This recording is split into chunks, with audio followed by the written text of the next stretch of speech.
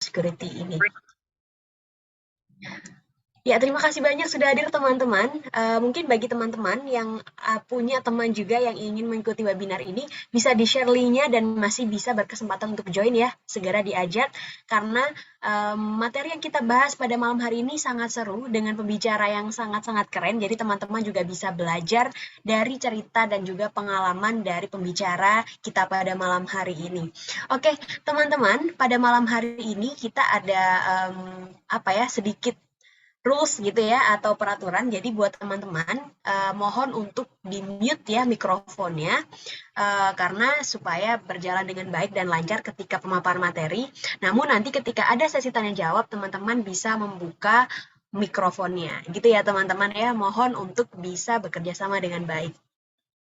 Oke, perkenalkan nama saya Mila. Saya sebagai Project Officer di Inverdigital Foundation ini, dan juga di sini ada tim dari Inverdigital juga, ada Mas Rofai dan juga ada Mas Rofi. Nah, tak kalah juga nih, hari ini ada dua pembicara yang super keren, ya. Saya perkenalkan sedikit gitu ya. Ada Mas Adrian Rizky Nugraha sebagai tenaga pengelola keamanan informasi bidang persandian dan keamanan informasi Diskominfo Jawa Barat. Mungkin bisa dada-dada dulu nih, Mas Adrian, sebelum nanti pemaparan. Hai. Oke, itu ada sedikit suara dari Mas Adrian nih. Mungkin nanti penasaran ya, nanti bisa lebih jauh kenalan saat pemaparan materi dan tanya jawab. Kemudian yang kedua ada Mas Christian Jordi, yaitu Cyber Security Engineer dari PT Protergo Cyber Security. Bisa say hi dulu nih Mas Jordi. Hai semuanya, salam kenal. Oke, thank you Mas Adrian dan Mas Jordi. Jadi itu adalah dua pembicara kita yang sangat keren pada malam hari ini yang akan berbagi cerita dan pengalaman melalui webinar ini mengenai perjalanan karir mereka. Nah, sebelum kita nanti memasuki pemaparan ya teman-teman, sebelum nanti semuanya udah pucet gitu ya, kita foto dulu nih di awal ya supaya teman-teman wajahnya masih segar, masih semangat kelihatannya. Jadi kita bisa foto-foto dulu. Mohon untuk di-open kameranya teman-teman. Saya mau lihat nih wajah-wajahnya gimana. Wah, ternyata ganteng-ganteng, udah cakep-cakep nih. Abis mandi semua nih kayaknya. Kelihatan cakep-cakep banget. Oke, silakan yang mau izin sholat, silakan dulu. Oke, kita akan ada sesi foto dulu ya teman-teman. Dimohon untuk membuka kameranya, biar saya tahu juga nih wajah-wajahnya. Oke, masih semangat-semangat banget nih di awal-awal. Makanya saya ambil foto di awal-awal ini nih. Oke, teman-teman, ini ada 6 slide, gitu ya, gantian. Oke, slide pertama dulu, disiapkan, senyum.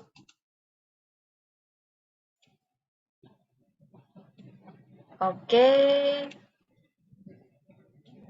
slide kedua, siap-siap.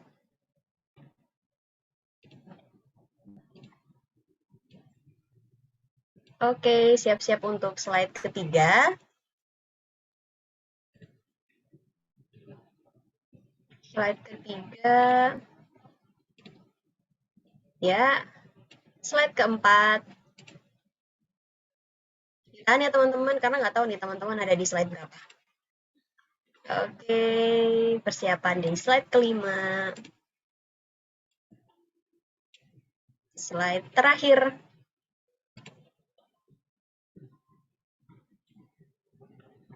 Oke, slide terakhir. Ya, oke. Sesi fotonya sudah. Dan setelah ini akan langsung ada pemaparan. Nah, sebelum masuk pemaparan nih, saya lupa menyampaikan bahwa hari ini kita ada giveaway juga nih ya buat teman-teman. Jadi kita akan ada 2 giveaway. Yang pertama adalah untuk penanya dengan pertanyaan paling menarik. Nanti akan kami berikan giveaway merchandise dari Inverdigital Foundation. Kemudian yang kedua, bagi teman-teman yang melakukan Insta Story nih tentang webinar ini dan kemudian memberikan insight apa sih yang didapatkan dari webinar pada malam hari ini. Kemudian di-upload di Instagramnya dan tag infragital.foundation di Instagram story-nya. Nanti yang paling menarik kita akan berikan merchandise juga nih dari Infragital Foundation. Jadi jangan lupa ya teman-teman, akan ada 2 giveaway. Yang pertama untuk pertanyaan yang paling menarik dan juga yang kedua untuk Insta Story yang paling menarik. Jangan lupa tag @infragital.foundation. Oke, nggak usah lama-lama lagi nih, kayak teman-teman juga udah nggak sabar ingin mendengarkan materi dari pembicara. Oke, yang pertama kita persilahkan dulu nih dari Mas Jordi untuk menyampaikan materinya. Silakan Mas Jordi. Oke, selamat malam kawan-kawan sekalian. Uh, mungkin saya kirimkan salam kenal ke kita semua ya. Jadi sebelumnya kalau saya boleh ada slide presentation saya mungkin. Mas Jordi, punten Iya. untuk filenya itu belum bisa dibuka Mas dari Oke, saya. saya buka sendiri aja nggak apa-apa ya. Boleh. Punten ya Mas ya. Iya, nggak apa-apa Pak.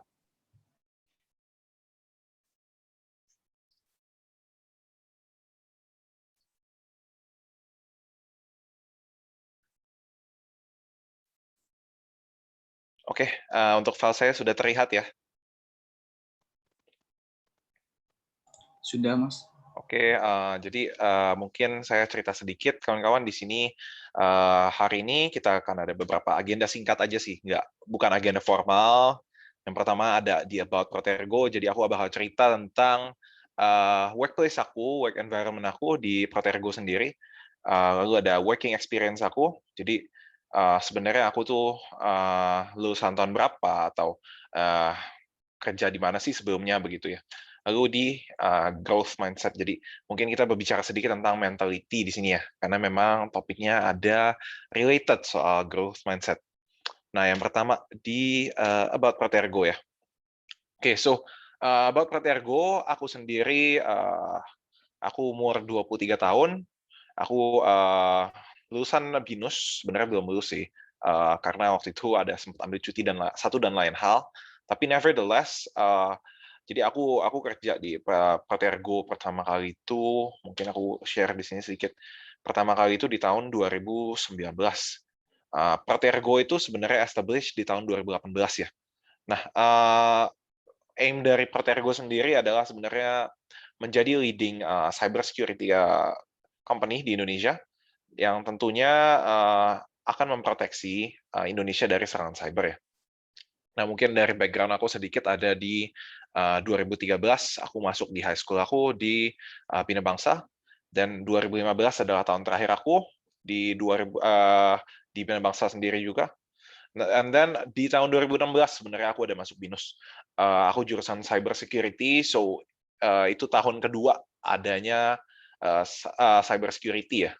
Setahun apa semester kedua pokoknya antara itu. Jadi aku benar-benar salah satu generasi yang cukup beruntung untuk bisa masuk ke cyber security.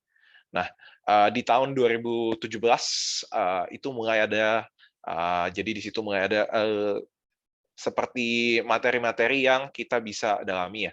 Jadi kalau 2016 biasa tahun pertama perkuliahan itu lebih ke soal banyakan general lah, coding, kita belajar tentang introduction-nya. Lalu di tahun keduanya baru kita di situ belajar tentang kayak fokusnya mau kemana. Aku demen analysis, makanya aku ambil cyber security. Nah, lalu di tahun 2019 aku masuk ke Protergo. Jadi waktu itu baru tahun kedua di Protergo, maksudnya tahun kedua Protergo running, dan aku join di situ waktu itu timnya masih sedikit, masih baru 6, 7, jadi waktu itu benar-benar baru starting banget. Nah, sedangkan di tahun 2020 itu ada kemajuan pesat di Protergo karena memang cyber security itu menjadi salah satu concern di Indonesia, teruntuk di Indonesia ya. Jadi terutama bahkan di Indonesia. Nah, di tahun 2021 aku join lagi dengan Protergo, tapi di division yang berbeda ya. Jadi mungkin dari sini aku bisa simpulkan kalau di tengah-tengah gimana ya, pas kita lagi pandemik kayak gini, lumayan susah ya untuk mengamankan sistem. Jadi that's why kita ada Protergo. Protergo berdiri dari tahun 2019 sebenarnya nggak gitu gede, di 2020 itu gedenya, karena 2020 kita ingat kita ada pandemik ya. So because of the pandemic, karena pandemic itu salah satu jadi leading factor ya. Oke, mungkin aku next. Oke, di sini aku bakal bawain sedikit materi tentang mindset. Jadi kenapa mindset? Kenapa mindset itu berhubungan langsung dengan mungkin aku bisa bilang security ya. Oke, ada 2 tipe mindset. Yang pertama ada di fixed mindset, yang kedua ada di growth mindset. Di fixed mindset kita hanya akan menjadi suatu bagian kecil dari perkembangan ya. Sedangkan di growth mindset itu kita mau nggak cuma satu, kita nggak cuma menghasilkan satu buah, satu tangkai daun, kita mau terus berbuah supaya kita dapat terus belajar, terus menyerap ilmu di growth mindset ini. Oke, next mungkin aku bawain di fixed mindset is one that assumes abilities and understanding are relatively fixed. Jadi di sini di fixed mindset dibilang kemampuan dan pengertian itu jatuh-jatuhnya itu udah bawaan dari lahir gitu. Jadi itu udah bawaan dari saya kecil ya. Saya istilahnya saya kurang cerdas, tapi kalau saya cerdas ya itu saya cerdas. Mungkin ada contohnya ya. Contoh ini beberapa salah satu contoh lah. Kita sering mengatakan ini kalau kita relatively ada di fixed mindset ya. This assigned project is so not me. Ini bukan pekerjaan saya. I do not think I can do it. Saya nggak merasa saya bisa lakukan ini. Itu menjadi satu background di mana kita bakal bilang, saya nggak bisa melakukan ini. Jadi di saat kita nggak bisa melakukan sesuatu, kita nggak mau. Kita relatif untuk nggak mau, kita menolak. Jadi kalau saya boleh cerita sedikit, saya punya hobi building komputer. Saya punya hobi rakit komputer gitu ya. Saya punya hobi main game. Tapi saya sendiri nggak pernah nyentuh cyber security sebenarnya. Saya cuma tahu cyber security itu awal-awalnya dari hacking. Hacking, kenapa hacking? Karena term hacking itu dulu sempat viral ya, sempat gede. Kenapa ada game Point Blank dulu, PB? Kayaknya teman-teman pasti ada yang tahu. Jadi PB itu banyak yang namanya wall hacking. Jadi cheating itu disebut hacking. Hacking sendiri kan sebenarnya termnya adalah peretasan. Nah, di situ baru pertama kali aku dengar hacking. Nah, sampai saat aku cobain cyber security, aku belum pernah masuk hacking. Oke.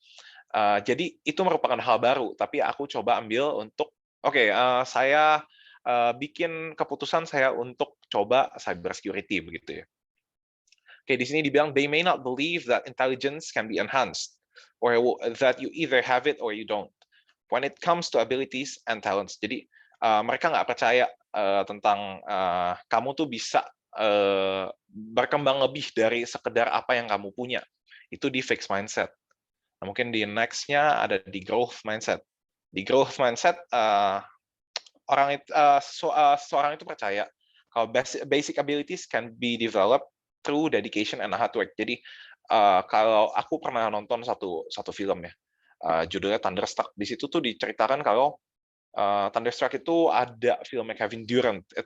Jadi di film itu dibilang sendiri kayak hard work beats talent when talent fails to work hard. Jadi talenta itu dikalahkan sama kerja keras. Pas talenta itu nggak bisa bekerja keras. Jadinya mungkin aku boleh bilang sama teman-teman kalau teman-teman punya kesulitan, kadang teman-teman dari let's say teman-teman belum pernah ketemu ya cyber security sebelumnya. Di sini kan kebetulan kalau aku nggak salah dengar kita sama-sama ada di bidang security semua. Kita mau buat Indonesia lebih maju di sisi security-nya karena memang ini suatu kekurangan di Indonesia. Jadi aku ajak teman-teman semua, yuk kita semua punya growth mindset, kita punya keinginan untuk belajar lebih tentang cyber security. Jadi walaupun teman-teman nggak punya background di cyber security, it doesn't matter. Teman-teman bisa terus belajar, tapi memang ada beberapa faktornya. Nanti saya jelaskan mungkin di bawah apa aja sih yang bisa mempengaruhi mindset itu apa aja. Nah, mungkin next-nya ada di differences-nya ya, perbedaannya.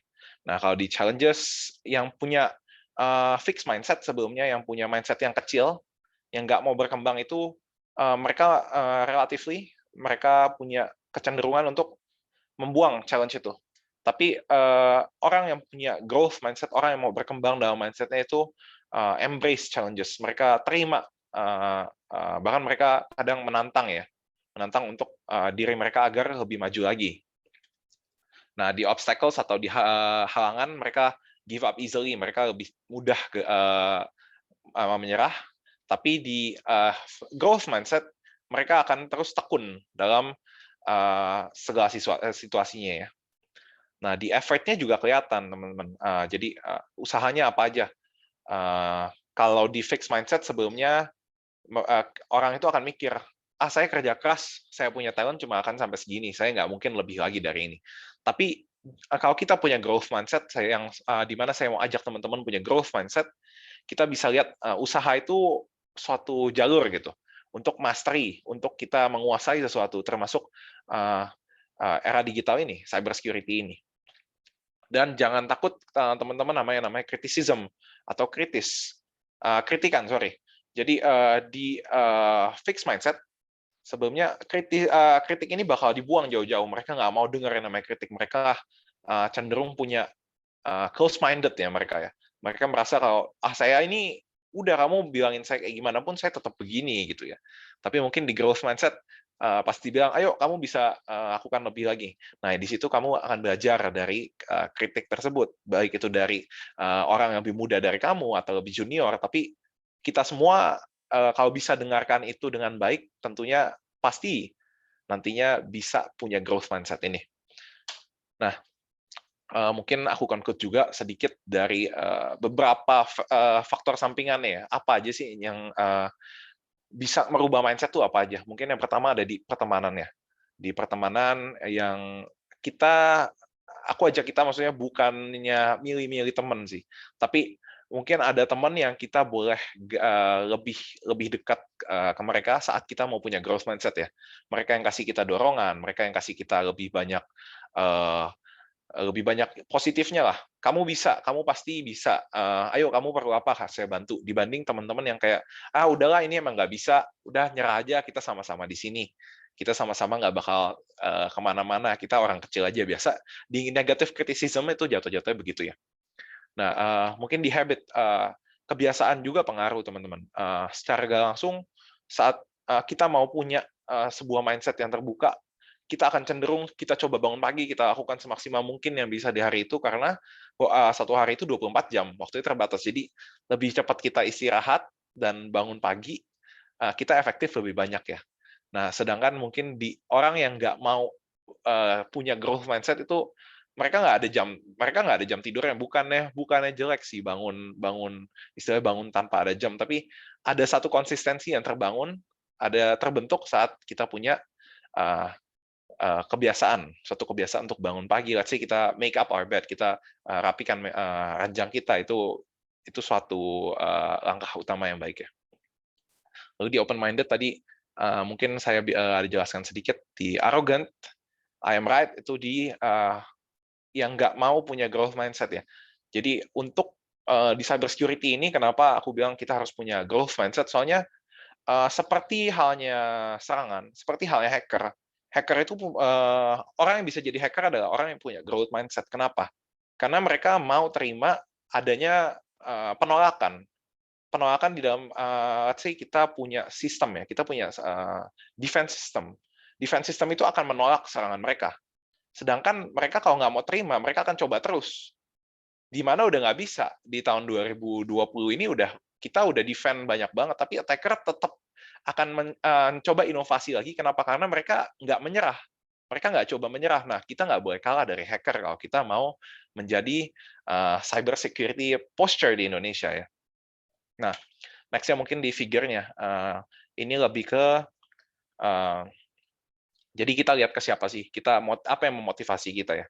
Jadi mungkin kalau kita lihat inspirative story, cerita yang inspiratif ya dari public figure yang baik, yang maksudnya bekerja keras itu bagus. Tapi maksudnya aku pengen bilang jangan kita mencontoh mungkin hacker itu bagus, dalam mindsetnya bagus, tapi mungkin jangan mencontoh dari negativity mereka ya. Kita ambil yang baiknya aja begitu.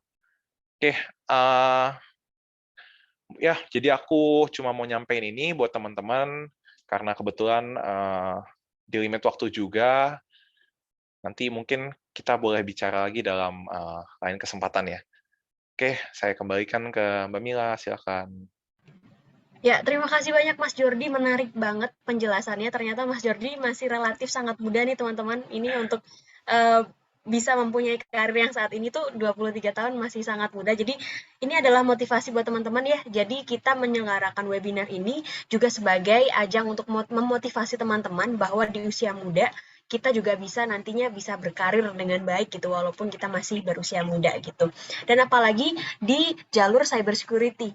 Tadi contohnya Mas Jordi dan setelah ini ada Mas Adrian di background yang berbeda. Jadi ini Mas Adrian nih bekerja di sektor pemerintahan. Jadi mungkin akan bisa mendapatkan cerita yang lain lagi nih dari kalau Mas Jordi tadi ada di ibaratnya apa ya perusahaan swasta gitu ya Mas Jordi. Kalau Mas Adrian ini dari background pemerintahan. Nah, nggak usah lama-lama lagi nih teman-teman juga kayaknya nggak sabar gimana mendengar cerita dari Mas Adrian. Silakan Mas Adrian untuk melakukan pemaparan materinya. Oke, baik. Saya mulai ya. Bismillahirrahmanirrahim. Assalamualaikum warahmatullahi wabarakatuh. Sebelumnya semua berterima kasih dulu kepada Infra Digital Foundation yang telah mengundang saya sebagai narasumber untuk sharing perjalanan saya sebagai cyber security. Sebelumnya mohon maaf, kedengaran ya suara saya ya? Share screen saya juga kelihatan ya? Kelihatan ya? Aman Mas Adrian. Aman. Oke. Terima kasih. Nanti ingatkan saya kalau misalnya emang terlalu lama ya waktu saya menjelaskan. Nah, Ya. sebelumnya Infra Digital Foundation ini telah mengadakan 6 kali webinar tentang perjalanan karir sebagai cyber security. Kayaknya teman-teman semuanya udah pada tahu ya kerjaan dari cyber security itu seperti apa. Udah pada pinter lah kayaknya dari sisi teknisnya, dari sebelumnya ada narasumber yang menjelaskan tentang dari blue team, red team, atau mungkin purple team yang digabungan dari 2 tim tersebut. Nah, di sini saya akan menceritakan tentang perjalanan saya, oke? Semoga bisa dapat menginspirasi dan memotivasi, gitu ya, teman-teman semuanya. Nah, sebelumnya saya ada pantun nih, biar up dulu, oke? Di meja ada durian, sudah habis dimakan Syahrul Khan. Cakep. Perkenalkan, nama saya Adrian, perjalananku akan kuceritakan. Oke, tadi udah ada pantunnya. Jadi nama lengkap saya tuh Adrian Rizky Nugraha. Saat ini saya berusia 27 tahun dan saya telah menikah tahun 2019. Alhamdulillah telah dikaruniai seorang putra. Pendidikan formal saya itu terakhir di S1 sebagai sistem informasi pada kampus LPKIA, Sistemik LPKIA di Bandung. Lulus tahun 2015, langsung saya bekerja di Maklis sebagai supervisor data processing 4 tahun. Lalu saya bekerja di Diskominfo Provinsi Jawa Barat pada tahun 2019 sampai saat ini, hingga saat ini. Tepatnya di bidang persandian dan keamanan informasi. Sedikit bercerita nih teman-teman semuanya. Bidang persandian dan keamanan informasi ini terdiri dari 3 seksi. Ada seksi persandian, ada seksi kami atau keamanan informasi, dan ada seksi layanan keamanan informasi. Di sanalah saya ditempatkan di layanan keamanan informasi dengan jabatan tenaga pengelola teknis keamanan informasi. Alhamdulillah. Nah, sebelumnya nih, menurut kalian tujuan dari cyber security itu apa sih? Apakah sama dengan yang saya tuliskan di paparan saya? Pengen bisa ngehack IG, Kak? Pengen bisa ngehack Facebook, Kak? Atau pengen bisa semuanya, Kak, ngehack? Aduh, tunggu dulu deh. Tunggu dulu. Karena kalau kalian melakukan hal-hal tersebut, ada namanya UU ITE. Dengan sanksi yang dikeluarkan, kalau tidak salah, denda 1M. Wah, hati-hati ya. Nah, kita balik lagi nih, bahwa cyber security itu bisa didefinisikan sebagai aktivitas pengamanan dan perlindungan suatu informasi, gitu. Bisa diartikan atau dianalogikan sebagai mungkin satpam ya atau polisi ya, gitu. Kita mengamankan setiap jalur-jalur atau jalan-jalan yang ada banyak mobil itu tujuannya mau kemana. Misalnya tujuannya mau ke salah satu kantor, ditanya mau ke siapa, mau kemana, bawa apa. Nah, sama dengan cyber security Bu, seperti itu. Kita ngelihat apa yang dikirimkan dari atau yang datang ke jaringan kita, apakah aman atau tidak, dan itu dari siapa, membawa sesuatu yang berbahaya atau tidak. Nah, seperti itu tujuannya. Nah, kita maju lagi. Mungkin ada yang beranggapan ya, emang penting ya keamanan siber? Pasti mana-mana aja kok. Tunggu dulu. Di sini saya telah sedikitnya merangkum ya artikel-artikel tentang perubahan perilaku serangan siber gitu ya. Nah, ada 1, 2, 3, 4, 5, 6, 7. Ada 7 artikel yang saya rangkum, tapi kita fokus satu aja ya, karena waktu juga tidak banyak. Di sini ada, kiri atas ya. Website Disdukcapil Kabupaten Bandung dihack. Layanan KTP secara online terhenti. Kak, cuman KTP mah kayaknya masih aman-aman aja, Kak. Aduh, kata siapa, teman-teman semuanya tidak aman karena dari data KTP tersebut. Jika memang hacker tersebut pintar bisa mengolah data, itu KTP bisa jadi dimanipulasi. Misalnya ada orang mau beli kartu perdana baru, itu kan pakai data identity card ya kan ya, dari si KTP tersebut. Itu bisa diaktifkan. Akhirnya data KTP-nya bisa dipakai oleh orang lain yang tidak bertanggung jawab. Seperti itu gimana coba? Masih bilang bahwa emang data bakal aman-aman aja, walaupun data KTP. Dan ada pun dari artikel-artikel yang selanjutnya di sini tuh. Perubahan dari di masa pandemi, perilaku dari orang-orang yang mungkin ingin mencoba meretas. Seperti itu.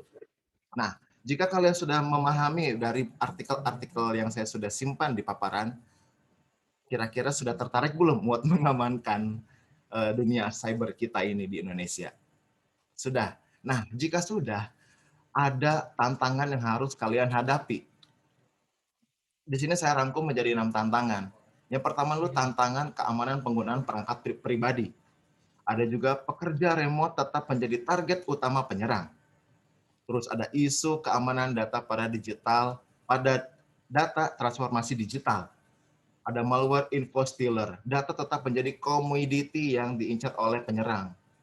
Duit gitu ya. Data menjadi satu investasi untuk setiap penyerang dan ransomware. Dari sini kita bisa melihat bahwa isu keamanan penggunaan perangkat pribadi itu masih sangat minim ya. Misalnya menerapkan two-factor authentication dari setiap perangkat HP. Mungkin rata-rata orang-orang zaman sekarang kan bapak-bapak tahun mungkin 80-an yang baru masuk ke dunia digital mengenal perangkat itu hanya tinggal menggunakan smartphone-nya, tapi tidak smart untuk mengamankan informasi yang ada di dalam perangkat tersebut.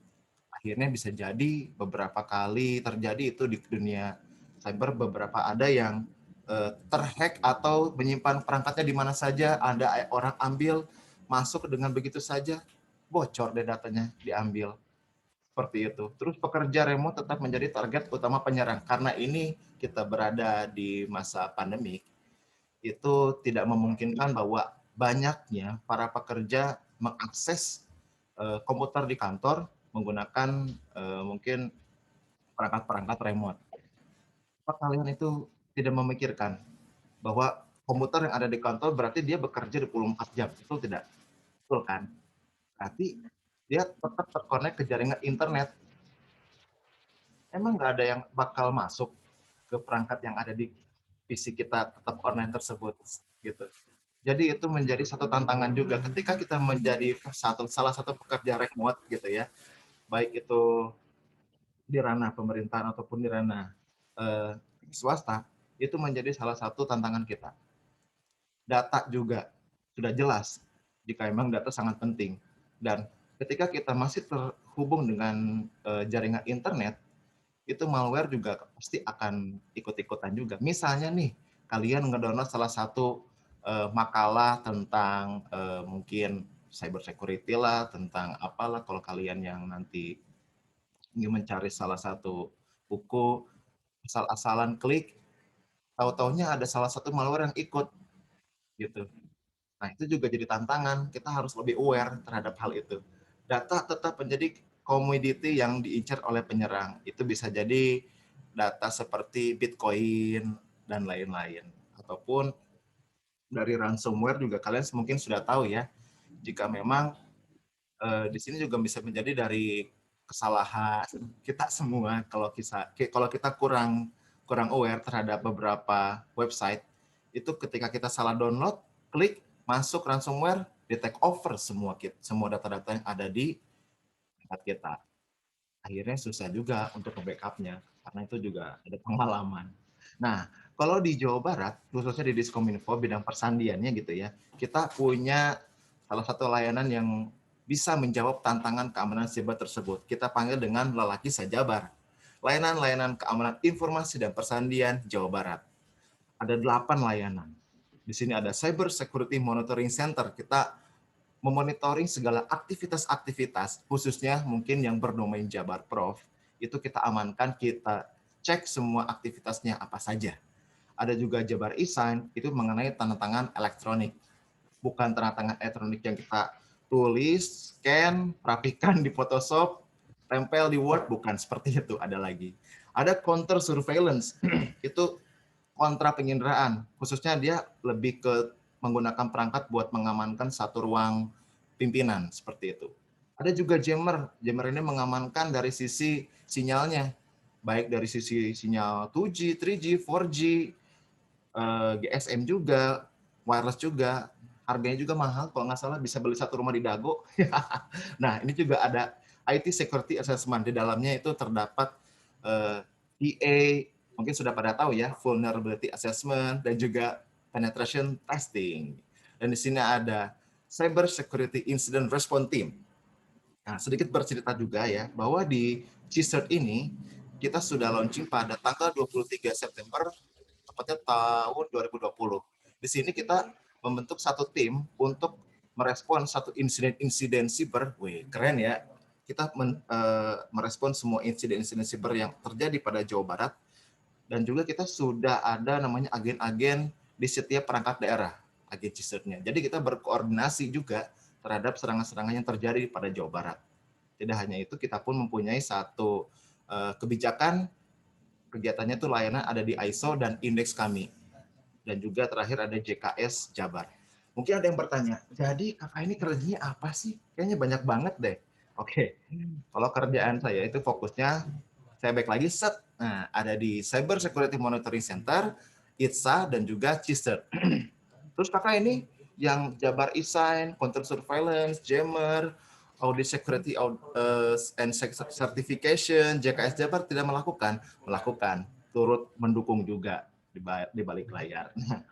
Jika itu emang kakak kerjanya ngapain aja? Oke, yang saya kerjakan itu kalau di ranah pemerintahan, tepatnya di bidang persandian, di seksi layanan keamanan informasi, saya melakukan log monitoring. Log monitoring itu mungkin saya tidak boleh ya untuk berbicara mengenai merek apa yang saya pakai, perangkat apa, tidak boleh. Intinya saya menggunakan satu perangkat yang khusus untuk melihat aktivitas-aktivitas yang terjadi pada yang disimpan di data center, gitu. Baik dari aktivitas web access-nya, security-nya, gitu. Asik loh. Nah, di sini juga ada vulnerability assessment. Saya melakukan hal itu juga untuk mengetahui kerentanan-kerentanan yang ada pada setiap aplikasi, web aplikasi tepatnya. Terus CSIRT juga tadi saya sudah jelaskan ya, mengenai merespon insiden-insiden yang terjadi pada Jawa Barat. Tidak lupa kita membukukan, mendokumentasikan kegiatan tersebut melalui laporan setiap bulannya. Seperti itu. Adapun dari pentest juga kita melakukan penetration testing. Kalau emang kita melakukan VA, kenapa tidak pentest gitu kan? Tapi pentest itu terjadi bisa dibilang dua kegiatan.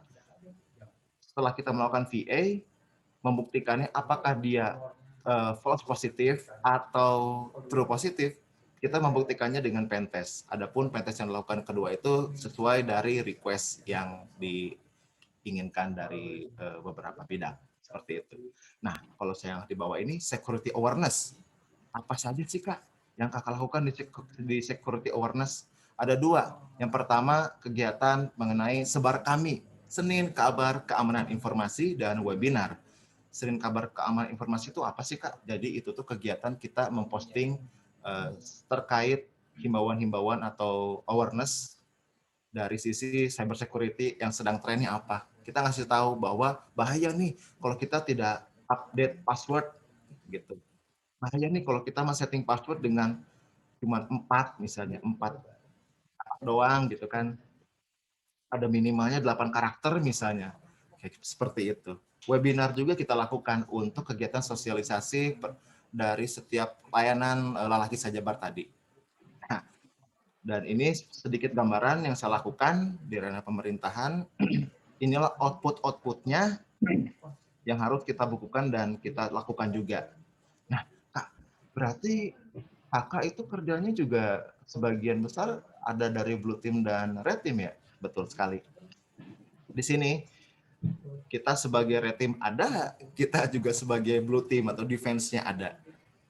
Jadi tidak hanya kita bekerja pada satu fokus di security monitoringnya doang, tapi kita pun melakukan terhadap red team-nya juga, apa yang dilakukan oleh red team-nya. Akhirnya saya pun bisa menjadi purple team, tapi itu perlu proses untuk pembelajaran. Wah, pusing juga Mohon ya. maaf Mas Adrian, waktunya sudah habis nih. Oke, sebentar lagi. Nah, beberapa ini saya juga tidak hanya memberikan satu gambaran pekerjaan terhadap lisannya, tapi inilah gambaran-gambarannya. Melakukan seperti koordinasi, monitoring. Nah, sedikit ya. Keuntungan menjadi cyber security dari segi fun-nya apa sih? Ada dong. Pertama, mendapat fasilitas PC atau laptop yang high spec. Kedua, tempat kerja super duper nyaman. Nah, yakin nih nggak mau jadi cyber security, asik loh. Terus kalau dari segi permanent benefit, mungkin dari setiap kita kerja juga kita bisa melihat ya, bisa membedakan ada fakta dan mitos. Dari fakta dan mitos kita bisa memperoleh satu informasi hoax atau tidak, gitu. Dan kita akhirnya bisa memberikan keputusan yang tepat terhadap informasi-informasi yang kita ketahui. Dari sisi teknologinya, jangan terlalu percaya sama teknologi, gitu. Dan jangan juga terlalu percaya sama yang namanya jualan online dan pinjaman online. Hubungannya apa sih? Karena waktu telah mepet, jadi saya juga menjelaskannya agak sedikit langsung cepat nih. Nah, kalau kerugian menjadi cyber security apa? Jujur, kalau dari saya itu mata lelah monitoring terus. Dan kalau sudah lelah, sekalinya tidur bisa di mana aja. Kenapa bisa suka jadi cyber security? Karena passion. Saya suka teknologi, saya suka komputer. Jadi mengerjakannya juga ya asik-asik aja. Terus profesi yang dipandang keren. Setuju dong? Setuju. Dituntut siaga, betul. Karena kalau ada insiden kita harus cepat tanggap. Itu dari dukanya. Terus terlalu diandalkan. Ya kadang-kadang orang tidak mau belajar, jadi terlalu diandalkan juga menjadi cyber security. Pasti setuju. Nah, ada closing statement dari saya. Insiden siber telah menjadi bagian dari kehidupan kita. Ini akan terus terjadi. Tinggal kita kapan terjadinya, berapa besar kerusakannya, dan seberapa baik kita meresponnya. Serta kemampuan untuk menangani insiden harus dilatih terus-menerus. Oke, ini saya skip. Ini adalah support system saya yang bisa mendukung saya ke sini sampai saya menjadi narasumber pada saat ini. Oke, security is not complete without you. Jadi, come on, kita join, kita harus berani untuk menjadi tenaga mengamankan keamanan siber ini, karena supaya komplit juga ini, nggak cuma jadi security. Come on. Dan akhirnya disitulah perjalanan karir saya sebagai cyber security. Terima kasih. Wassalamualaikum warahmatullahi wabarakatuh. Waalaikumsalam warahmatullahi wabarakatuh. Terima kasih banyak Mas Adrian. Wah, seru banget nih ya kita mendapatkan dua sisi perspektif nih tadi dari Mas Jordi dan juga dari Mas Adrian. Saya nggak lupa mengingatkan lagi ya sama teman-teman, hari ini kita akan ada giveaway yang akan kita berikan kepada penanya dengan pertanyaan terbaik, termenarik gitu ya. Dan yang kedua adalah giveaway untuk teman-teman yang mengabadikan webinar ini melalui Instagram Story dan tag @infradigital.foundation. Kemudian nanti diberikan insight gitu ya, apa sih yang didapatkan dari webinar ini dan apa sih yang membuat teman-teman menjadi semangat gitu setelah mengikuti webinar pada malam hari ini. Jangan lupa ya teman-teman, ada giveaway menarik dari Infra Digital Foundation yang akan dikirimkan ke tempat teman-teman masing-masing. Oke, ini adalah sesi yang mungkin ditunggu-tunggu nih sama teman-teman. Mungkin tadi udah gemes mau nanya nih ke Mas Adrian ataupun ke Mas Jordi. Silahkan untuk tahapan pertama ini, saya akan membuka 3 pertanyaan nih. Silahkan teman-teman boleh raise hand-nya dulu, kemudian nanti saya silahkan untuk open mic. Oke, di sini ada Denny Saputra yang raise hand. Apakah Denny Saputra mau bertanya?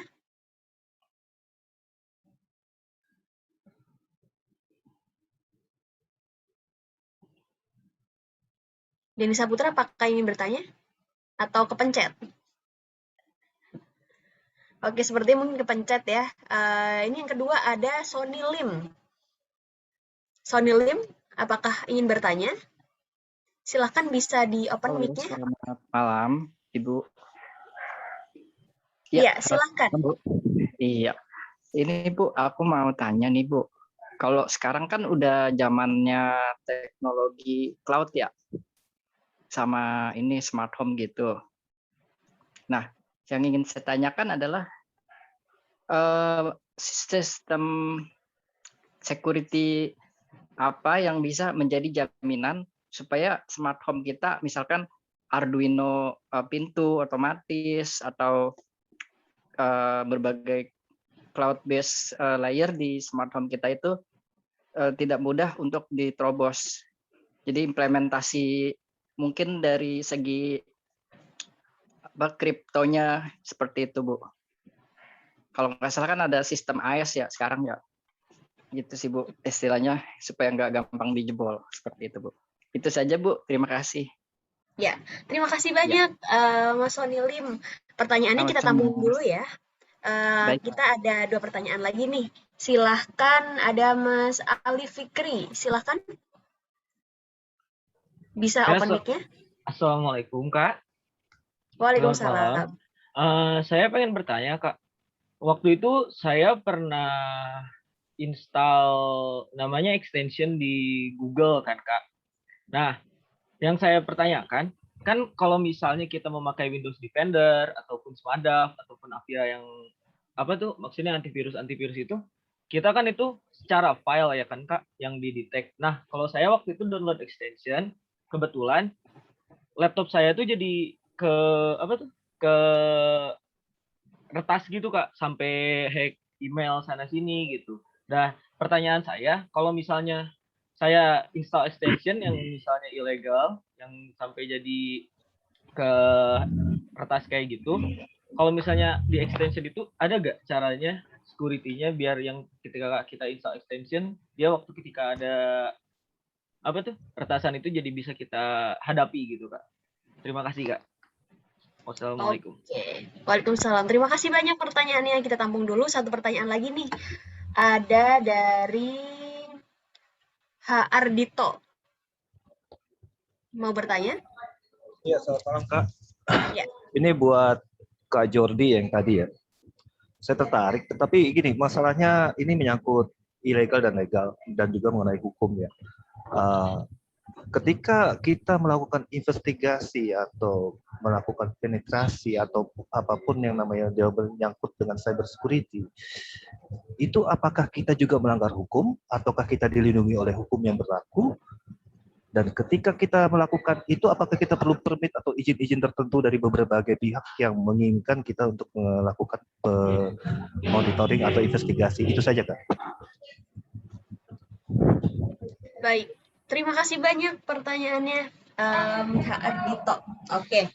Ini mungkin pertanyaannya tadi mungkin bisa dijawab berdua juga nih ya, dari Mas Adrian atau Mas Jordi, terserah siapa dulu yang mau menjawab. Pertanyaan pertama ini mengenai teknologi cloud. Sistem security yang seperti apa nih agar tidak mudah diterobos? Silakan. Mau dari Mas Jordi dulu atau Mas Adrian dulu nih? Silakan Mas Jordi. Mas Adrian dulu apa? Nanti saya next mungkin. Oke, Mas Adrian dulu deh. Ya, kalau misalnya sistem cloud itu supaya security sebenarnya di setiap cloud juga sudah ada pengamanannya seperti itu. Jika emang tujuannya mau mengamankan dan sudah masuk beberapa mungkin kayak gimana, pasti ada yang namanya log-lognya juga gitu. Jadi kita bisa menelusuri, menganalisis log-lognya tersebut dan mengamankan yang namanya key-nya itu dimasukkan ke dalam sana. Akhirnya tidak boleh lagi ada yang masuk lagi ke dalam cloud tersebut. Tapi biasanya sih kalau cloud itu jarang ya. Seperti sekarang kayak AWS misalnya, itu sudah include dengan perangkat keamanannya. Itu sih seperti itu yang saya tahu. Oke, terima kasih Mas Ardian. Mungkin ada perspektif lainnya dari Mas Jordi, silakan. Oke, mungkin saya nambahin sedikit tadi mungkin dari IoT devices ya. IoT itu ada di dalam suatu network ya, rata-rata ya. Berarti di dalam suatu network dia harus bisa gain akses di networknya. Nah, mungkin dari sisi network yang bisa dilakukan ada hardening. Hardening itu seperti apa? Mungkin seorang hacker bisa masuk ke dalam suatu network pasti karena ada vulnerability. Mungkin yang bisa dilakukan adalah kalau ini merupakan suatu company pada umumnya, biasanya dilakukan seperti yang tadi di mention, di list down oleh Pak Adrian, mungkin melakukan penetration testing, vulnerability assessment, dan hal semacam itu ya. Jadi itu untuk meminimalisir celah masuknya sih. Nah, tapi untuk yang seperti apa di bagian dalamnya tadi mungkin sudah dijelaskan oleh Mas Adrian juga dari log, pengumpulan log untuk jadi next time ada prevention-nya begitu. Oke, terima kasih Mas Ardian dan Mas Jordi. Tadi dari penanya Sony Lim, apakah sudah terjawab nih pertanyaannya? Iya Kak, cukup Kak terjawab. Terima kasih Kak. Oke, sama-sama. Oke, untuk pertanyaan kedua ini mungkin bisa Mas Adrian dulu nih yang jawab ya. Nanti baru gantian Mas Jordi.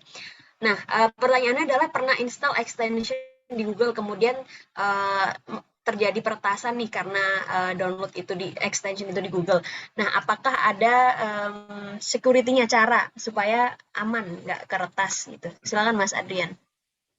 Ya, oke. Saya coba buat menjawab tentang, jadi Masnya ini coba buat download salah satu extension di Google Chrome-nya atau di browsernya dan menjadi di take over gitu ya beberapa aplikasi-aplikasi atau bahkan perangkatnya ya. Betul seperti itu ya? Dalam suatu perangkat juga, Kak, ya gimana? Betul? Gimana? bukan terlalu ke file sih yang saya rasakan waktu itu. Saya lihat di Task Manager tuh dia muncul suatu yang jalan gitu namanya XM Reminder dan CPU saya jadi 100% Kak. Gitu. Oke. Berarti itu salah satu malware yang tidak sengaja ya gara-gara extension. Itu gimana cara backupnya gitu ya? Iya Kak. Oke. Kalau seperti itu bisa kita langsung ke bagian save modenya. Biasanya kalau malware seperti itu kan terkoneksi ya kalau melalui jaringan internet. Kita melalui save mode dahulu supaya benar-benar kita mengetahui lokasi dari si extension tersebut ada di mana. Seperti itu biasanya ada di download di user, bisa jadi temporary, bisa jadi ada di sistem 32-nya. Seperti itu. Kita telusurinya itu tapi tidak boleh connect ke internet atau lebih baik menggunakan save modenya. Kalau emang tidak bisa di backup seperti itu, bisa kalau di end-test itu kan sudah tidak bisa kan, dia sudah memaksa si komputer itu buat 100% CPU kerjanya. Jadi best way-nya itu menggunakan save mode, kita cari lokasinya di mana, kita hapus sampai ke akar-akarnya. Seperti itu.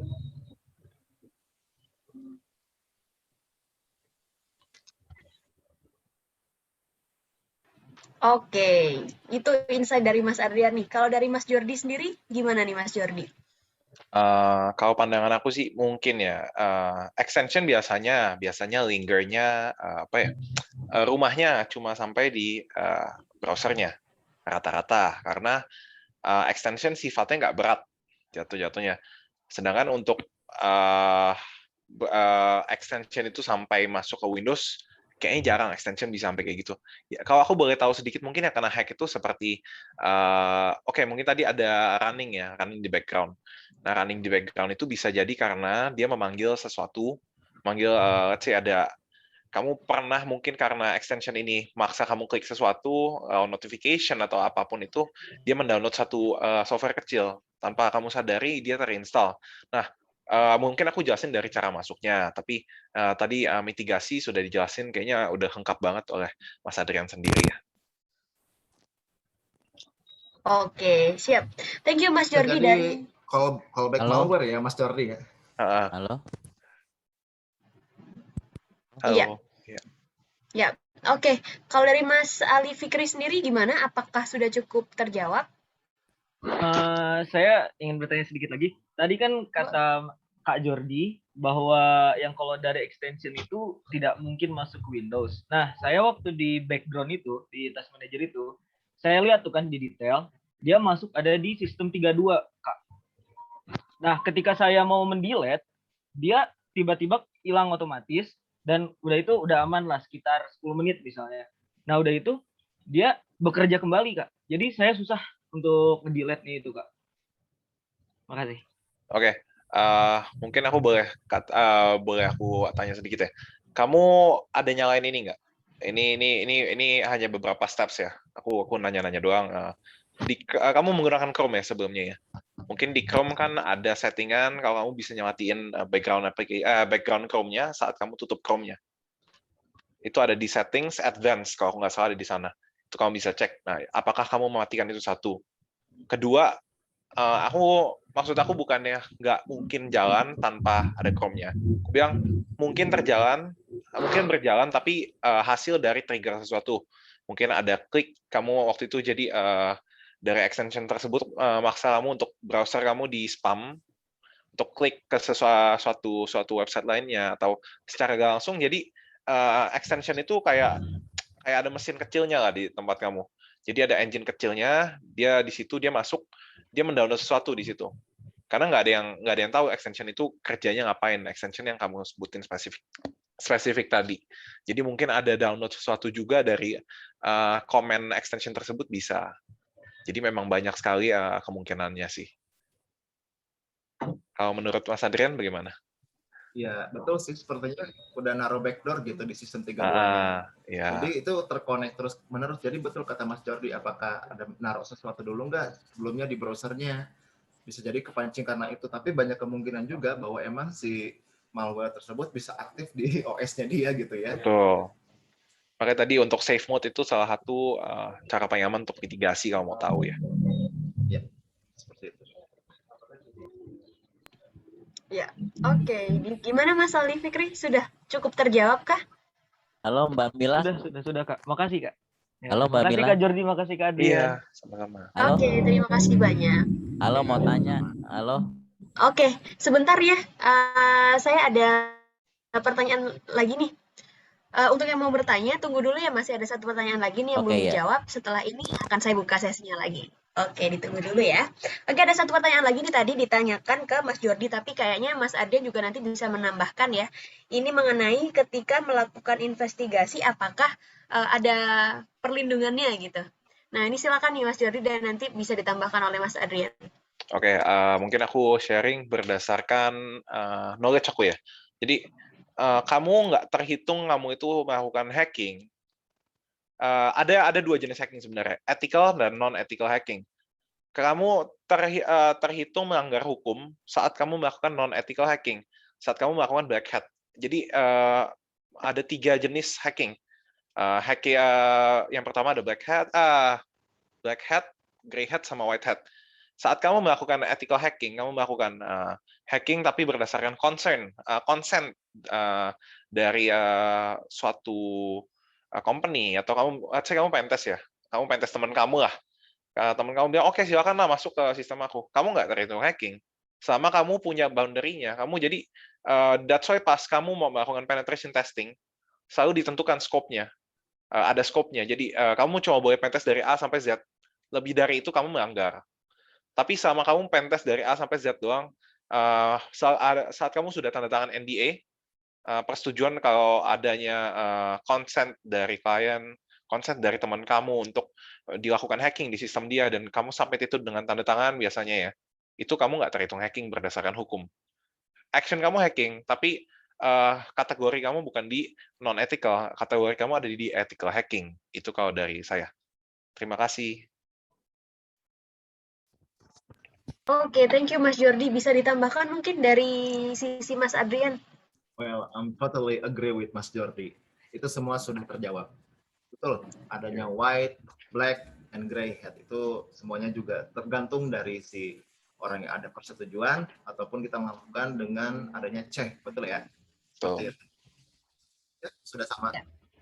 Oke, terima kasih Mas Jordi dan Mas Adrian. Dari Ardito, apakah sudah cukup terjawab nih pertanyaannya?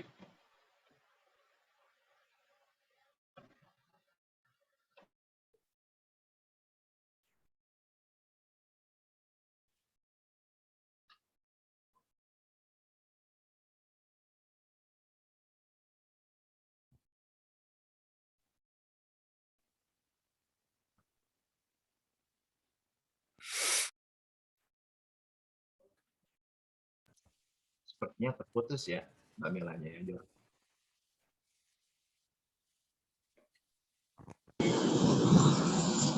Halo Kak. Oke, terima kasih atas jawabannya. Halo, iya Pak. Ya, silakan.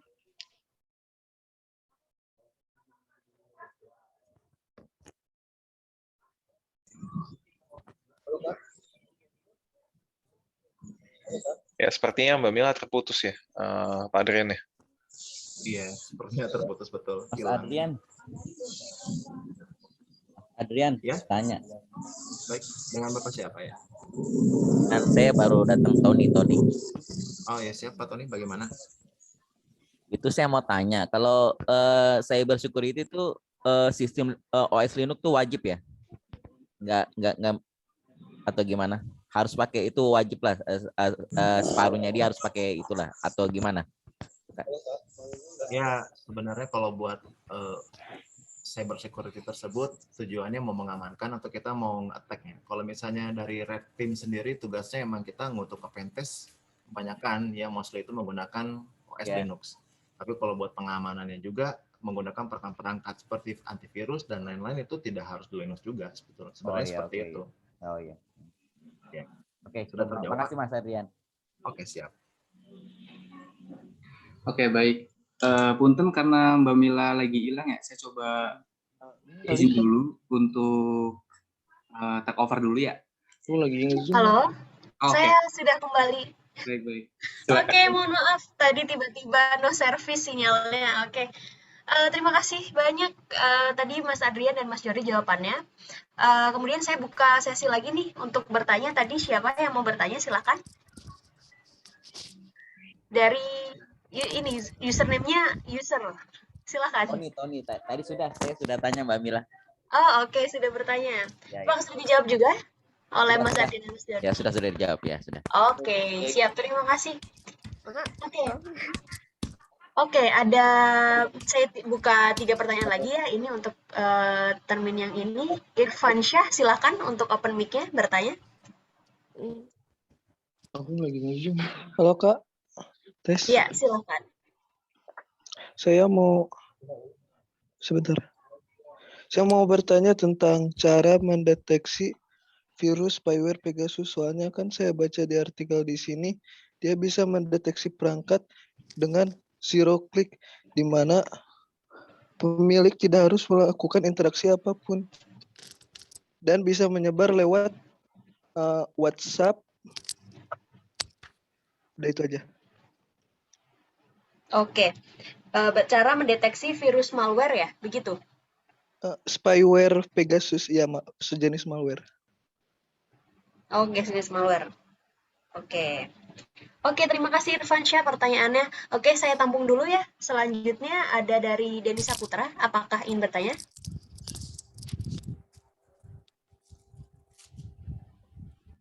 Boleh deh, boleh.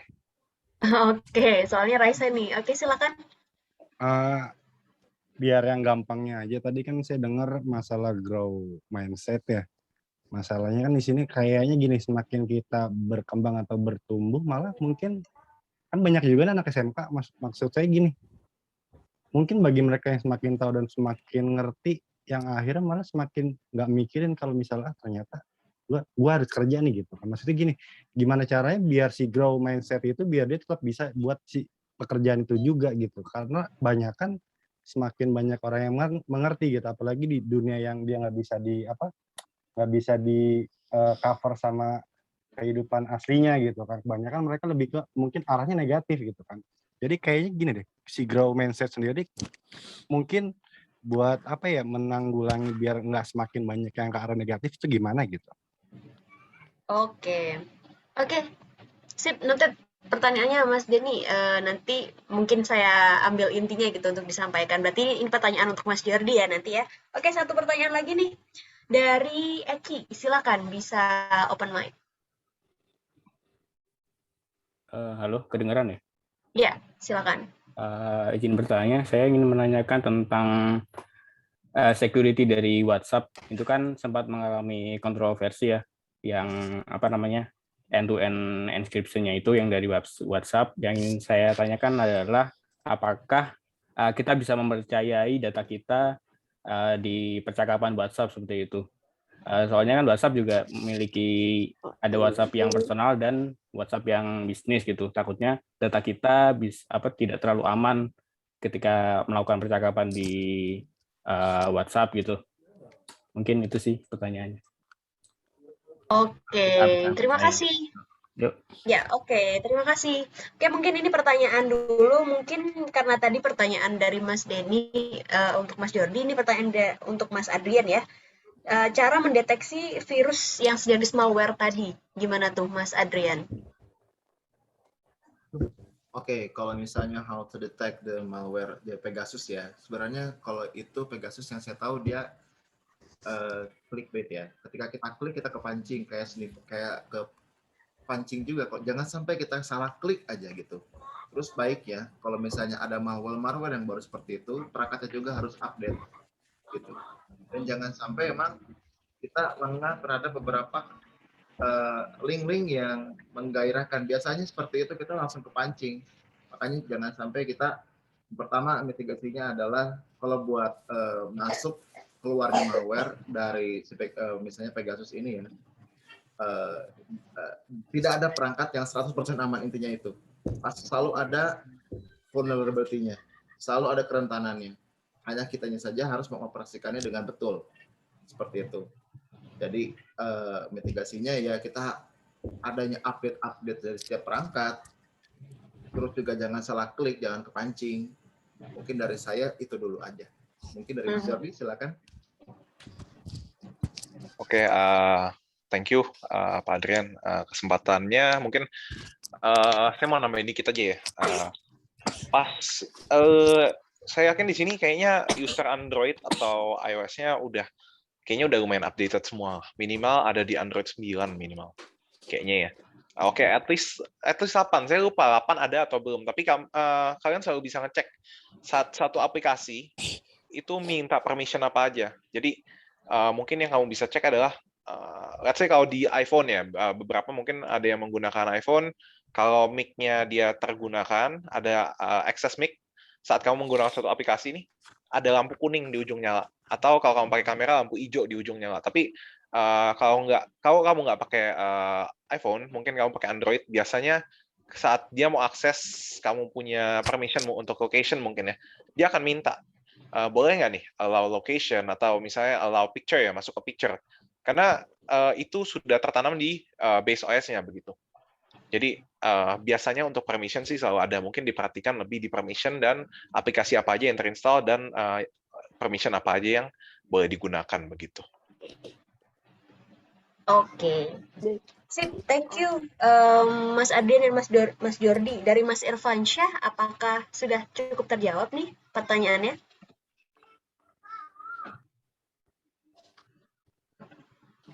Halo? Oh, halo, sudah terjawab. Oke, baik, terima kasih. Ini pertanyaan selanjutnya tadi ditanyakan ke Mas Jordi, tapi nanti bisa ditambahkan juga nih oleh Mas Adrian ya. Ini tentang growth mindset. Ini mungkin inti pertanyaannya adalah di zaman yang sangat growth ini gimana caranya supaya nggak ke arah yang negatif karena mungkin mindsetnya terlalu growth gitu. Gimana Mas Jordi? Oke, mungkin yang pertama ya sebenarnya untuk growth apakah baik atau tidaknya itu kan memang tergantung personal masing-masing ya. Jadi itu lebih ke personal tiap orang. Memang growth itu nggak berarti kayak hacker itu bukan berarti mereka punya growth mindset. Mereka punya growth mindset, tapi tujuan mereka tidak baik. Nah, biasa di belakang suatu tujuan yang nggak baik itu selalu ada motifnya. Mungkin yang harus diperbaiki adalah motifnya dulu sebelum adanya perubahan di mindset untuk berbuat baik atau berbuat jahatnya. Jadi memang yang mau saya tekankan adalah bukan masalah growth atau enggaknya mindsetnya. Jadi saat seseorang udah punya itikat gak baik itu, ya mau dia punya growth atau punya close mindset, sebenarnya dua-duanya udah sama-sama berbahaya saat itikatnya udah gak baik ya. Jadi mungkin yang kita bisa lakukan kalau kita kenal orang itu, kita tanyakan, kita embrace biasa, karena orang yang biasanya relatif melakukan kejahatan atau melakukan suatu hal yang negatif lah, mereka punya histori gelap di belakang itu. Maksudnya saya nggak menekankan ada orang saya nggak pernah melihat ada orang yang hidupnya istilahnya baik-baik aja, kelihatannya baik-baik aja gitu ya. Tapi sebenarnya baik-baik aja. Jadi mungkin di belakang kehidupan yang baik-baiknya aja ada kegelapan yang kita nggak tahu, dan itu memicu mereka untuk melakukan kejahatan, bahkan dengan growth mindset gitu ya. Jadi hacker itu, apakah hacker punya growth mindset? Ada hacker yang punya growth mindset. Tapi apakah maksudnya semua hacker itu awal jahat, dilahirkan jahat? Menurut saya sih enggak. Jadi mereka punya kepentingan tertentu, kepentingannya ini, isu di belakangnya ini mungkin yang memicu ke sana. Kalau menurut Mas Adrian mungkin?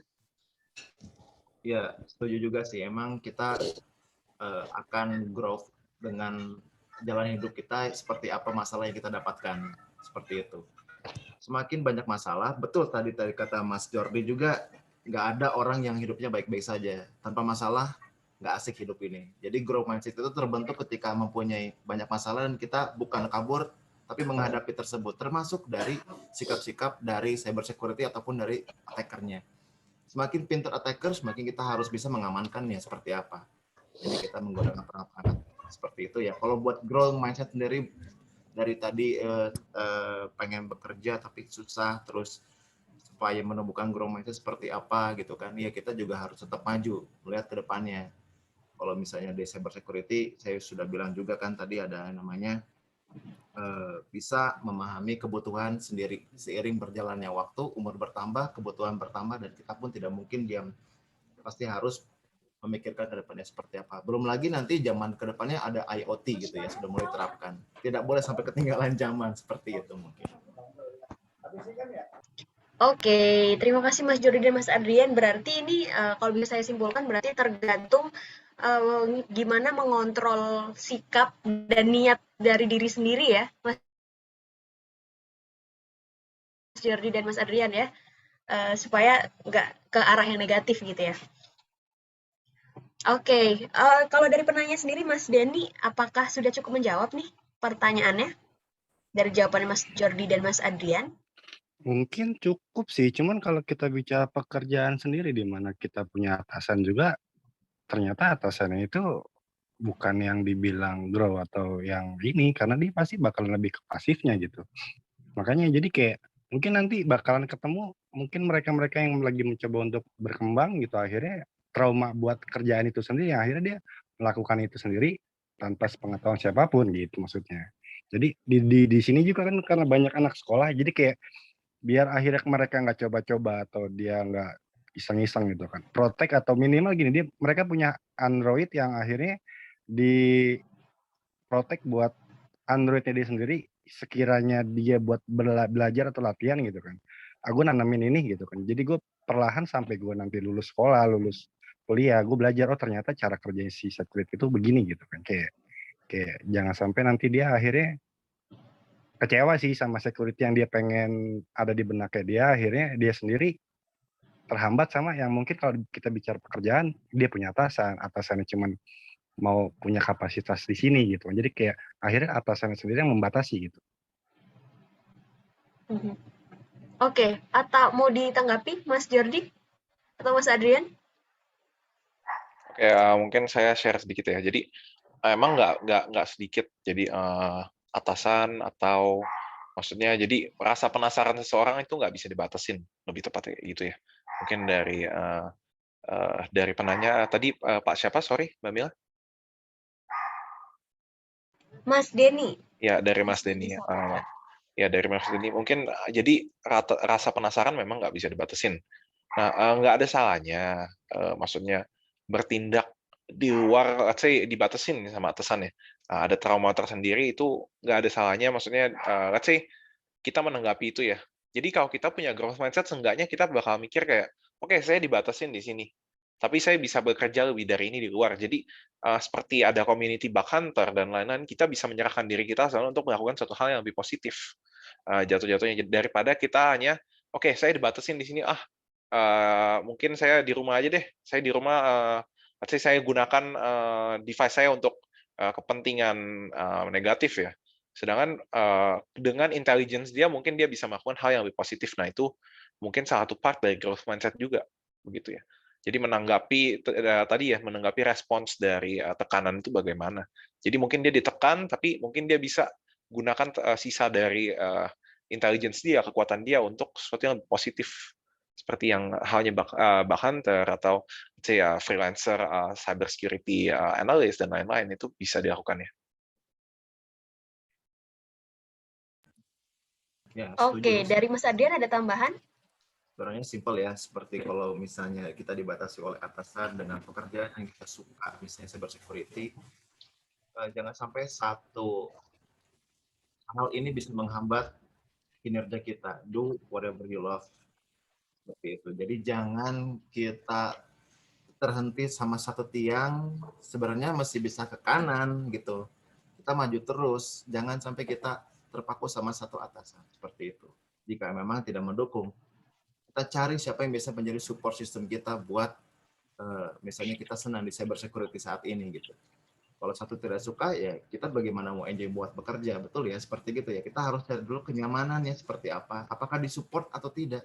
Jika tidak disupport ya hanya pekerjaan sepertinya bisa kita sesuaikan lagi gitu dengan apa yang kita inginkan supaya nanti juga bisa menjadi passion dan tersalurkan bahwa kita senang dengan cyber security seperti itu. Jika tidak ada yang mendukung, ya udah kita tinggalkan saja. Harus berani juga karena demi growth ya.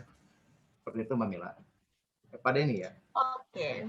Oke, terima kasih banyak Mas Jordi dan Mas Adrian. Dari Pak Denny, apakah sudah cukup menjawab nih jawabannya?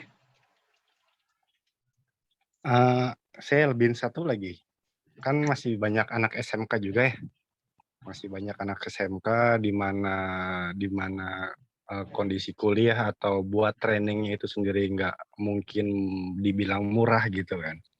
Jadi kayak mereka tuh harus gimana ya? Kalau kita bicara kerjaan dan kita harus nyari kerjaan yang seperti itu, kayak kita benar-benar butuh sesuatu hal yang dibilang pengalaman gitu. Sedangkan kalau kita bukan punya pengalaman dan dia mendapatkan itu yang tanpa pengalamannya dia dan dia mempunyai jabatan itu tanpa pengalamannya dia, kayaknya gitu kan, dia nggak bisa langsung masuk ke sana gitu kan. Jadi kayak apa sih buat lulusan sekolah ini nih, anak-anak yang baru mau lulus nanti yang dia pengen mengejar itu tanpa perlu pengalaman yang banyak atau tanpa perlu mungkin training yang membutuhkan biaya yang mahal gitu kan. Karena setahu saya si security itu sendiri cukup mahal, jadi biar nggak terlalu menyebar ke hal-hal yang negatif sih sebenarnya buat anak-anak yang baru mau lulus juga. Oke, paham. Jadi sebenarnya kita juga namanya hidup ya, adanya batu loncatan. Kalau kita suka namanya cyber security, bisa menerapkan keamanan-keamanan, tidak memungkinkan bahwa kita bisa kerja dimanapun itu, walaupun bukan ranah cyber security. Seperti dulu saya di Macplus itu tentang data, tapi saya terapkan keamanannya. Ya akhirnya saya bisa paham hal itu, karena memang saya passionnya ke sana, walaupun tidak sesuai dengan job desk saya, gitu. Tapi saya melakukan hal itu karena saya senang, tanpa dibayar. Misalnya saya bekerja di satu perusahaan salon, mereka tidak senang yang namanya maksudnya bukan tidak senang, bukan di bidang cyber gitu, tapi saya terapkan beberapa keamanannya. Nanti apa yang saya tuangkan itu akan bagus ke dampak si salon tersebut, misalnya seperti itu. Pasti setuju dong seperti itu ya. Jadi apa yang kita keluarkan untuk kebaikan di kantor nanti, walaupun bukan di ranah cyber, itu akan berdampak baik buat kedepannya. Jadi jangan takut kalau kita ingin kerja di cyber security, kerjanya harus di satu perusahaan yang cyber security juga, tidak harus seperti itu. Terapkan apa yang kita punya, walaupun job desk-nya berbeda. Seperti itu. Mungkin dari Mas Jordi. Kalau dari saya sih mungkin tadi, kalau tadi mungkin untuk bagian seperti pekerjaan, dunia pekerjaan dan lain-lain udah di cover sama Pak Adrian. Mungkin yang saya mau kasih sedikit untuk pembelajaran ya. Pembelajaran itu di platform banyak kok, nggak cuma di platform, maksudnya untuk belajar cyber security nggak harus di kuliah mahal. Bahkan ada banyak orang yang nggak kuliah mahal, yang nggak kuliah di bidang cyber security itu mendalami cyber security lebih jauh. Karena cyber security di Indonesia aja baru sebenarnya. Bagaimana dengan hacker-hacker sebelumnya? Nah, mungkin ada banyak juga cerita-cerita atau kita bisa belajar banyak metodologi itu. Jujur saya kalau ujiannya saya belajar dari YouTube kok. Jadi di YouTube itu udah full banget, informasinya udah lengkap banget. Mungkin dari yang paling basic sampai yang advance itu udah dijelaskan di situ.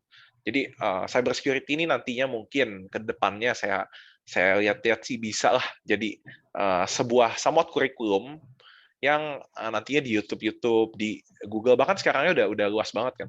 Kita bisa belajar cyber security cuma dari YouTube. Yang beda mungkin di tools-nya, tapi basis analisanya, pengertian malware-nya, pengertian, let's say kita ada pengertian beberapa hal seperti backdoor, ada dan macam-macam lah, banyak banget terms cyber security itu lengkap. Jadi itu doang yang perlu kita tahu sebenarnya basicnya. Pengaplikasian di tool-nya, pengaplikasian di analisanya itu semua mirip-mirip sih. Jadi yang diperlukan hanya ketekunan dan basic knowledge-nya. Sekian dari saya. Ya, terima kasih Mas Jordi dan Mas Adrian. Kita lanjut dulu ya ke pertanyaan selanjutnya karena waktu kita memang terbatas gitu ya. Tadi ada pertanyaan dari Eki. Apakah di WhatsApp itu percakapan kita bisa terjamin keamanannya dan bisa kita percayai gitu? Mas Adrian dulu deh. Gimana? Iya, izin menjawab ya. Kalau misalnya kita mengetahui WhatsApp itu kan mau aplikasi apapun, kita tidak bisa percaya 100% pada teknologi. Soalnya di belakang teknologi itu ada sistem yang mengontrolnya. Dan sistem itu dikontrol oleh salah satu orang-orang adminnya. Jadi tidak bisa dipastikan bahwa data yang tersimpan pada platform WhatsApp itu aman sepenuhnya.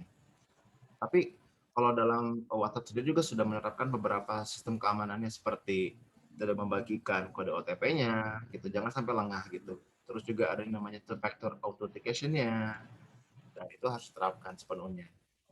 Jadi kalau untuk jawabannya aman atau tidak ada aplikasi yang 100% aman. Seperti itu. Hanya kita yang lebih harus awareness terhadap aplikasi yang kita gunakan. Ini dari Mas Jordi. Oke, mungkin tadi pertanyaannya, kalau saya boleh ingat-ingat lagi, di end-to-end encryption ya. Jadi end-to-end encryption itu apa? Kalau tadi mungkin secara pengamanan WhatsApp-nya sudah dijelaskan Pak Adrian, end-to-end encryption itu jadi kamu dari A ke B itu aman. Ada terowongan sendiri. Jadi selama kamu kirim apa yang bisa lihat hanya lawan bicara kamu. Tapi saat kamu mungkin backup datanya, itu di situ yang terjadi rawan itu di situ. Karena tunnel itu udah nggak punya kamu lagi. Tunnel itu udah diserahkan. Jadi terowongannya itu diserahkan pas kamu backup ya. Pas kamu hanya komunikasi aman end to end, tapi ya maksudnya kembali lagi tadi saat backup, saya nggak bilang WhatsApp itu nggak aman, tapi memang nggak di sistem yang aman. Sistem yang aman hanyalah sistem yang tertutup, closed system. Kalau sistem yang terbuka open public itu pasti ada kerawanan, makanya selalu ada patching. Bahkan WhatsApp pun ada patching. Semua aplikasi banyak kan rata-rata punya patching karena mereka facing public dan memang punya vulnerability.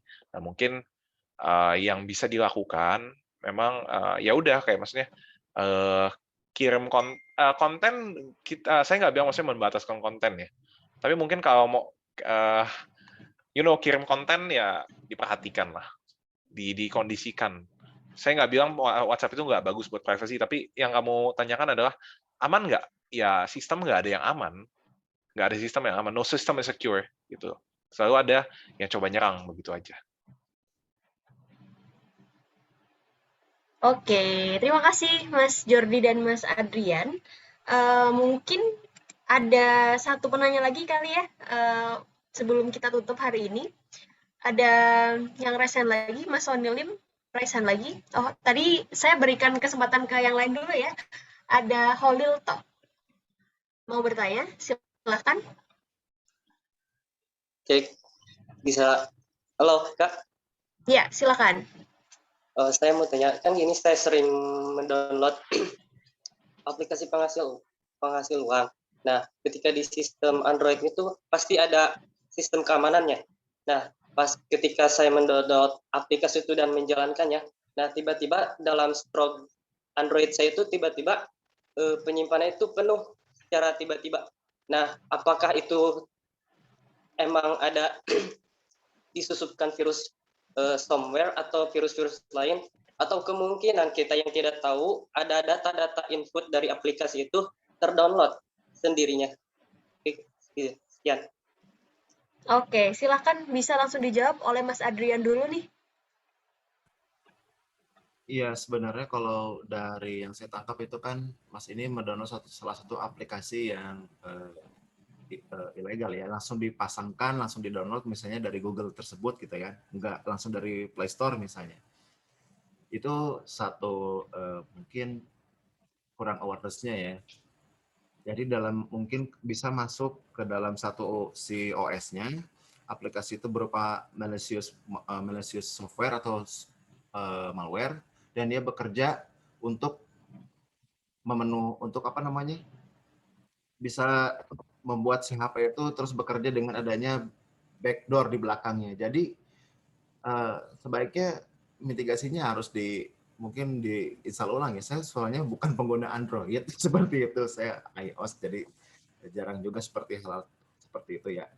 Jadi bisa jadi untuk mitigasinya untuk di restart lagi atau di reset all setting seperti itu, atau jangan-jangan udah di itu ya, jailbreak ya, apa namanya kalau untuk Android, Di root.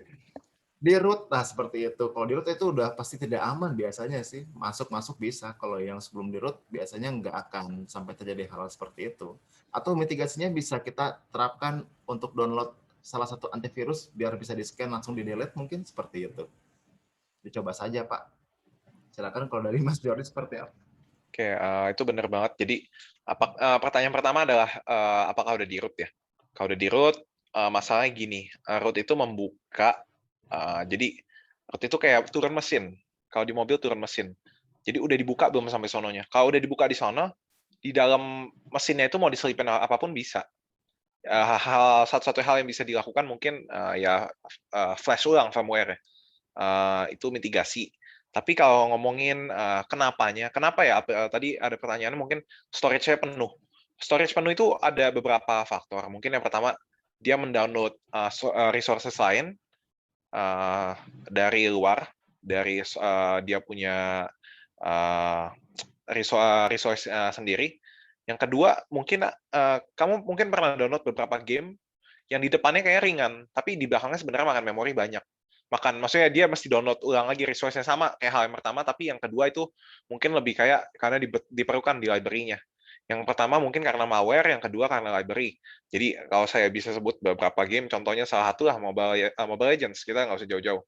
Di Mobile Legends sendiri kamu download itu cuma 100 mega, tapi di belakang itu giga-giga, nah itu dua. Nah, ketiga mungkin dari storage HP kamu. Storage HP kamu, apakah maksudnya jauh nggak spare-nya? Kalau spare-nya jauh, maksudnya download terus-terusan kayak gitu ya itu suspicious. Tapi kalau HP kamu misalnya, saya bilang lah, HP kamu sisa storage-nya dari 64 GB, sisa 5 GB. Kamu download yang tadi, misalnya saya bilang Mobile Legends.